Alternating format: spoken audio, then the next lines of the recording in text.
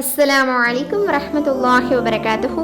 அல்ஹம்துலில்லா, நாம் அல்லாஹுடைய மாபெரும் பரக்கத்தாலேயும் கிருபையாலேயும் ரஹ்மத்தாலேயும் இந்த வருஷத்தினுடைய ரஜப் மாதத்தை அடைஞ்சிருக்கோம். சுப்ஹானல்லாஹ், இது எவ்வளவு பெரிய அருட்கொடை தெரியுமா?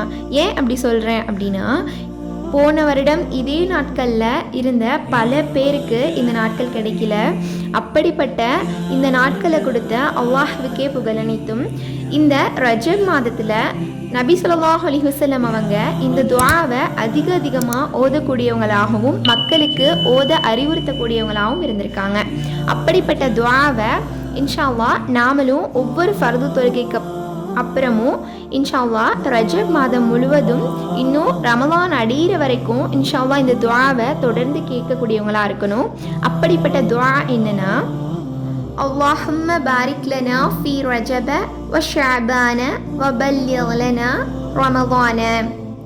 பொருள் என்னன்னா, யா அல்லாஹ், நீ எனக்கு ஷஅபானிலும் அதே போன்று ரஜபிலும் எனக்கு பரக்கத்தை செய்வாயாக, ரமலானை அடையக்கூடிய பாக்கியத்தை தந்தருவாயாக.